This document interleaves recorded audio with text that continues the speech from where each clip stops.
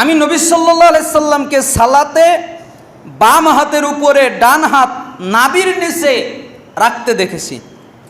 এই হাদিসটা রয়েছে মুসান্নাফ ইবনে আবি শাইবা 3959 নম্বর হাদিস। এখন যদি কেউ এই হাদিসটা পড়ে তাহলে সে তো বুঝবে যে নাভির নিচেই তো হাত বাঁধতে হবে, হাদিসেই তো আছে। অথবা কেউ যদি তার স্বল্প জ্ঞানের অধিকারীরা যদি ওই লিফলেটটা পায় আর তাদেরকে যদি দেওয়া হয়, তারা পড়ে বলবে ঠিকই তো, হাদিসের মধ্যেই তো আছে নাভির নিচে হাত বাঁধতে হবে, তাহলে কেন বুকের উপরে হাত বাঁধবো? এই জন্য নাভির নিচেই হাত বাঁধবো। অথচ দেখেন এই হাদিসটির আমরা কিন্তু যেটা সঠিক সেটাই বলছি। এই হাদিসটির সনদ সহি, এই হাদিসটি যে উনি বলছেন সনদ সহি, কিন্তু মতনে ঝামেলা। কেন ঝামেলা? বিস্তারিত আপনাদের ব্যাখ্যা করছি। এখানে ইচ্ছাকৃত বা ভুল ক্রমে নাভির নিচে শব্দ প্রবেশ করানো হয়েছে। কেন? মুসান্নাফ ইবনে আবি শাইবার দুটি হাদিস দেখলেই বিষয়টা পরিষ্কার বোঝা যাবে। যেমন একটা হাদিস মুসান্নাফ ইবনে আবি শাইবার 3938 নম্বরে এসেছে মাকতাবে শামেলাতে, যে ওয়াইল ইবনে হুজুর তিনি তার পিতা থেকে বর্ণনা করেছেন, তিনি বলেছেন আমি নবী সাল্লাল্লাহু আলাইহি ওয়াসাল্লামকে সালাতে তার ডান হাতকে বাম হাতের উপরে বাঁধতে দেখেছি, আর কিছু নাই, তাহাতা সুররা নাই। নাভির নিচেই শব্দ মাকতাবে শামেলার যেই মুসান্নাফ ইবনে আবি শাইবা তার মধ্যে নাই। যেমন আরেকটা হাদিস ইব্রাহিম ইবনে নাখাই উনি বলেছেন তিনি সালাতে তার ডান হাতকে বাম হাতের উপর নাভির নিচে রাখতেন, যেটা মুসান্নাফ ইবনে আবি শাইবার আরেকটা নুসখা, তার মধ্যে এই শব্দটা ঢুকেছে।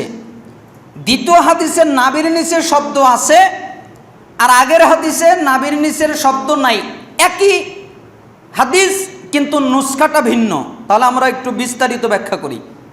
বিস্তারিত ব্যাখ্যা কি? যেমন হানাফি একজন বিদ্বান শায়েখ আওয়ামা, উনি মুসান্নাফ ইবনে আবি শাইবার তাহকিক করেছেন। প্রথম হাদিসটি এভাবে আছে, ওয়াইল ইবনে হুজুর তার পিতা থেকে বর্ণনা করেছেন, তিনি বলেছেন আমি নবী সাল্লাল্লাহু আলাইহি সাল্লামকে সালাতে তার ডান হাতকে বাম হাতের উপর নাভির নিচে বাঁধতে দেখেছি। শায়েখ আওয়ামা মারফু হাদিসটির মধ্যে ওই শব্দগুলো অনুপ্রবেশ করেছেন, ঢুকিয়েছেন, যেগুলো মাকতু বর্ণনাটির মধ্যে রয়েছে।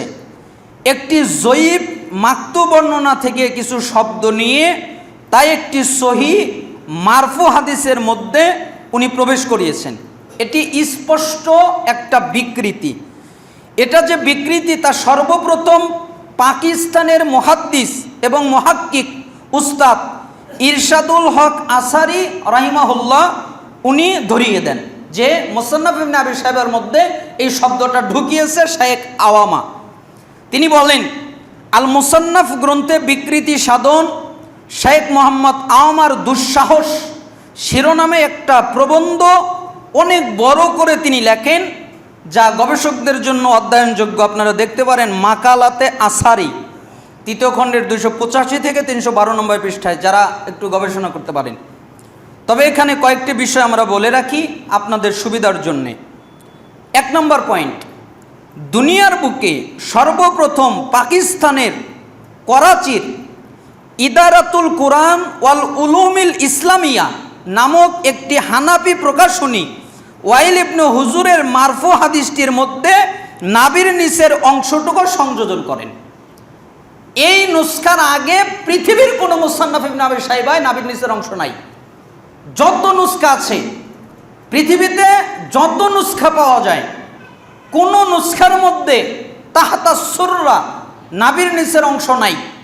কিন্তু এই ইদারাতুল কোরআন ওয়াল উলুমিল ইসলামিয়া পাকিস্তানের এই লাইব্রেরি থেকে সর্বপ্রথম সংযোজন হয়। 2 নম্বর পয়েন্ট, আব্দুল খালেক আফগানির তাহকিককৃত নুসখা, যা হায়দ্রাবাদের আবুল কালাম আজাদ একাডেমি হিন্দুস্তান হতে প্রথম মুদ্রিত হয় 1386 হিজরিতে হয়েছিল, তাতে ওয়াইলের হাদিসের মধ্যে নাভির নিচের অংশটুকু নাই। আর দারুস সালাফিয়া মুম্বাই হিন্দুস্তান হতে যে মুদ্রিত নুসখা 1399 হিজরিতে ইবনে আবি শাইবার এই নুসখাটিতেও এই তাহাতা সুররা নাবির নিচের অংশ নাই। ইমাম নাসিরউদ্দিন আলবানীর কট্টর বিরোধী হানাফি দেওবন্দি আলেম, ইনি ইমাম আলবানীকে সহ্যই করতে পারে না, এত কট্টর বিরোধী আলবানীর। এরপরেও উনার হাবিবুর রহমান আজমি কর্তৃক তাহকিককৃত ইবনে আবি শাইবার নুসখায় 1413 হিজরিতে মাকামাত ইমদাদিয়া মক্কা মুকাররমায় প্রকাশ করে, সেটিতেও এই সংযোজন নাই, তাহাতা সুর নাই। 1409 হিজরিতে বৈরুতের দারুত তাজ প্রকাশিত এবং কামাল ইউসুফ আল হুদ তাহকিককৃত নুসখাতেও এই সংযোজন নাই। 1409 হিজরিতে দারুল ফিকর হাতে মুদ্রিত এবং সাইদ আল্লাহ হাম কর্তৃক তাহকিককৃত নুসখাতেও এই তাহাতা সুররা নাই। 1416 হিজরিতে বৈরুতের দারুল কুতুবিল ইলমিয়া হতে মুদ্রিত মুসান্নাফের নুসখাতেও এটি নাই, যেটি তাহকিক করেছেন মোহাম্মদ আব্দুস সালাম শাহিন। 1425 হিজরিতে রিয়াদের মাকতাবা রুশদ হতে হামদ আল মোহাম্মদ লোহাইদান কর্তৃক তাহকিককৃত মুসান্নাফের নুসখাতেও এটা নাই। 1429 হিজরিতে মিশরের দারুল ফারুক হতে মুদ্রিত এবং ওসামা ইবনে ইব্রাহিমের তাহকিককৃত নুসখাতেও এটা নাই। 1436 হিজরিতে রিয়াদের দারু কুনুজি ইসবিলিয়া হতে মুদ্রিত এবং সাদ ইবনু নাসের আশ-শাতরির তাহকিকে প্রকাশিত ইবনে আবি শাইবার নুসখাতেও এই সংযোজনটি নাই। তাহলে কি বুঝতে পারছেন, পৃথিবীর কোন নুসখায় তাহাতা সুররা নাই, শুধু আওয়ামার নুসখায় তাহাতা সুররা আছে। তার মানে তিনি নিজে ইচ্ছা করে পাকিস্তানের প্রকাশিত ওই ইদারাতুল কোরআন প্রকাশনী থেকে সর্বপ্রথম তাহাতা সুররা জুড়ে দেন, সহিহ হাদিসের মধ্যে জয়ীফ বর্ণনা ঢুকিয়ে দেন। এজন্যই আমরা বলি যে আমরা সঠিক পথ প্রাপ্ত হতে চাই, এজন্যই পৃথিবীর কোনো নুসখার মধ্যে এই বর্ণনা নাই। এজন্য আমরা বুকের উপরে হাত বাঁধার চেষ্টা করব। আল্লাহ সুবহানাহু ওয়া তাআলা আমাদেরকে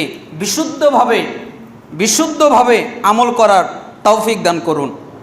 কারণ আমরা যতগুলো সহিহ হাদিস প্রাপ্ত হয়েছি এবং বুকের উপরে হাত বাঁধার অনেকগুলো সহিহ হাদিস আছে, তার ভিতর থেকে আমরা সময়ের ব্যবধানের কারণে একটা সহিহ হাদিস বলি।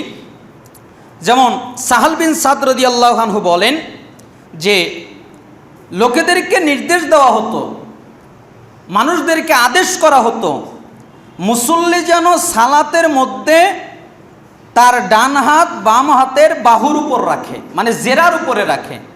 জেরা বলতে এই হাতের শুরু থেকে এই কোনই পর্যন্ত এই পুরো অংশটাই জেরা, তার মানে হাতের উপরে হাত যেন রাখে, এটা হলো জেরা।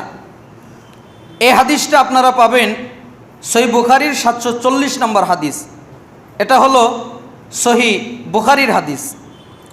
এমনকি আরও অনেকগুলো হাদিস বর্ণিত হয়েছে। যেমন তাউস বলেন রাসূল সাল্লাল্লাহু আলাইহি সাল্লাম সালাতের মধ্যে ইয়াদাহুল ইমনা আলা ইয়াদাহিল ইসরা সুম্মা ইয়াশুদ্দু বাইনাহুমা আলা সদরিহি ওয়া হুয়া ফিস সালাহ, যে রাসূল সাল্লাল্লাহু আলাইহি সাল্লাম সালাতের মধ্যে তার ডান হাত বাম হাতের উপর রাখতেন এবং উভয় হাত বুকের উপরে শক্ত করে ধরে রাখতেন।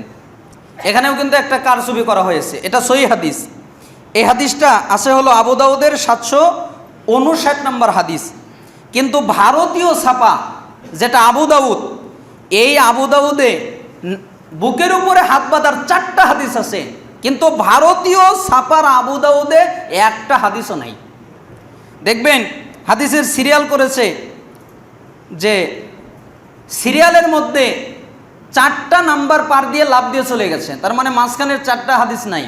এই জন্যই ছাত্ররা যদি আবু দাউদ পড়ে তাহলে তারা বুকের উপরে হাত বাঁধার কোনো হাদিস পায় না। কেন? হাদিসই নাই। ইসলামিক ফাউন্ডেশন তারা যে আবু দাউদ অনুবাদ করেছে, তারাও ওই 4টা হাদিস উঠিয়ে দিয়েছেন আর লিখেই দিয়েছেন যে ভারতের ছাপা আবু দাউদে এই 4 হাদিস নাই। এজন্য নাভির নিচে হাত বাঁধার যতগুলো হাদিস সবগুলোই বিতর্কিত। আল্লাহ সুবহানাহু ওয়া তাআলা আমাদেরকে বুকের উপরে হাত বাঁধার তৌফিক দান করুন। এবং সালাফরা এর উপরে অনেক, এমনকি ওয়াইল ইবনে হুজুর রাদিয়াল্লাহু আনহু তিনি নিজেও বলেছেন যে আমি রাসূল সাল্লাল্লাহু আলাইহি ওয়াসাল্লামের সাথে সালাত আদায় করেছি, তিনি ডান হাত বাম হাতের উপর স্থাপন করে বুকের উপরে রাখতেন। আরেকটি মাসালা হলো ইমামের পিছনে সূরা ফাতিহা না পড়া। আমরা এই বিষয়ে কথা বলবো। আল্লাহ সুবহানাহু ওয়া তাআলা আমাদেরকে কবুল করুন। আলহামদুলিল্লাহি ওয়াহদা ওয়াসসালাতু ওয়াসসালামু আলা রাসূলিল্লাহ আম্মা বাদ।